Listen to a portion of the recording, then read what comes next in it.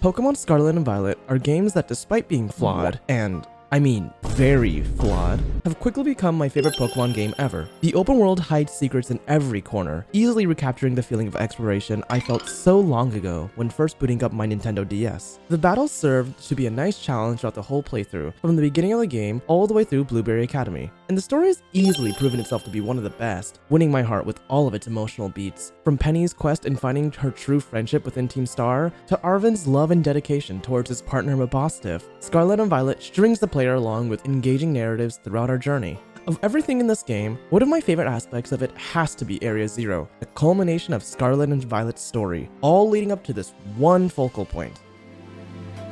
From the beginning, we are told this area is strictly off limits. It's too dangerous after all, but the mystique and allure of it draws you, filling you with curiosity of what could possibly be within it. We learn that all sorts of amazing things lie within it, from magical herba mystica to powerful beasts. At the request of our professor, we sneak into the forbidden Area Zero with the help of the friends we made along our journey. And what we find in this crater is nothing short of amazing. An ethereal feeling fills you as you slowly make your way to the bottom. Place full of beautiful scenery greets you, but scarily powerful Pokemon just as quickly meet your gaze. Okay, I gotta ask, what the heck are these guys?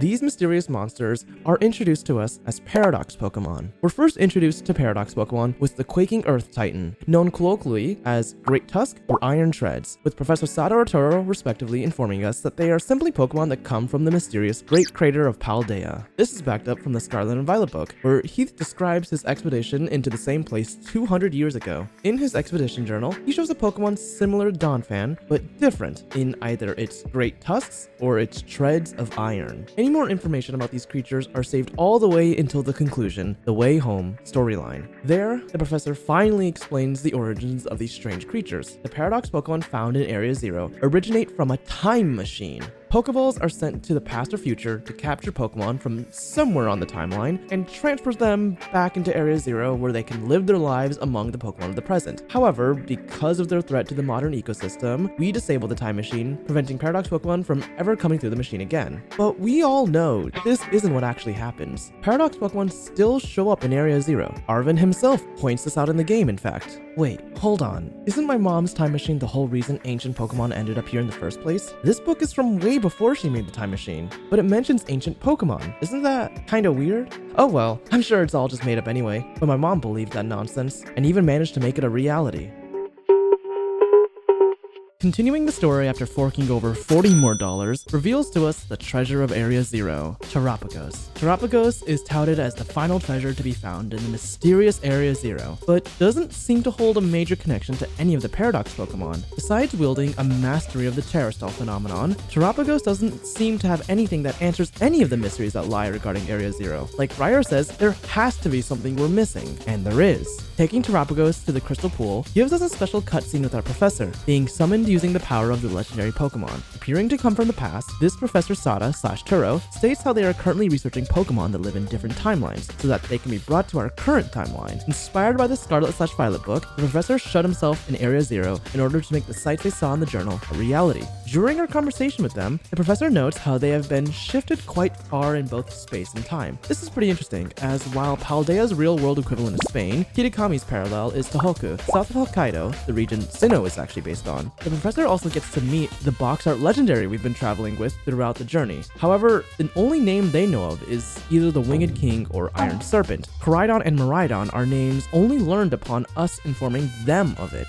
Just a quick aside, I really love this scene because it completely throws out any semblance of a cohesive timeline. In just this one scene, we create so many time paradoxes that Arceus would probably hate us. We create a bootstrap paradox by informing the professor of the Iron Serpent and Winged King's true name, but we only know of such a name because the professor themselves inform us of it at the beginning of the game. Then we do a grandfather paradox by trading away our copy of Briar's book for the professor's copy of the Scarlet/Violet book, completely removing it from their timeline, even though it is a pivotal key item to be used in the future for shutting down the time machine. Oh, I just love it so much. It's like we have the power of Dialga now. Scarlet and Violet's story give us several schools of thought in order to make sense of the Paradox Pokémon. The AI professor states how the Paradox Pokémon simply come from a time in the past or future in our timeline, while the professor we meet at the Crystal Pool states how they come from completely different timelines entirely. Well, which way of thinking is the correct one? I theorize that the answer of them coming from the same timeline, but only at a different time, is the correct answer, as the professor we meet at the Crystal Pool is still quite early on in their research, and has a lot of studying to do before its knowledge could align with that of the AI professor built in the future. A big issue most people have with this train of thought, however, is the existence of the paradox forms of the legendary beasts of Johto: Walking Wake, Gouging Fire, and Raging Bolt. According to Johto's folklore, Entei, Raikou, and Suicune all perished in the Brass Tower 150 years before the events of Pokemon Gold and Silver. So how could they have gotten past versions of themselves if the form we know of now only came to be not even 200 years ago? Pokemon Violet's Pokedex entry for Gouging Fire attempts to explain away this paradox by stating how Gouging Fire was regenerated from a fossil. That leads to the logical conclusion that perhaps Gouging Fire, Walking Wake, and Raging Bolt were the ones that perished in the Brass Tower before being revived by Ho-Oh. With all that being said, that leaves us with the biggest question in this whole discussion. How the heck did these Paradox Pokemon get here? Like we've noted before, the grandfather paradox of sorts is brought up as to what causes these Pokemon to appear in the first place. We know that the time machine cannot be the sole reason the paradox Pokemon appear, as Heath had recorded seeing them before Sada or Turo had built the time machine. So what else could have brought the paradox Pokemon to Area Zero? Occam's razor is a philosophical principle stating that of all potential lines of thinking, the simplest answer is usually the correct one. As per Wikipedia, the term originates from theologian William of Ockham, with the razor symbolizing the shaving away of unnecessary assumptions. It's fucking Terapagos. The answer is obviously Terapagos.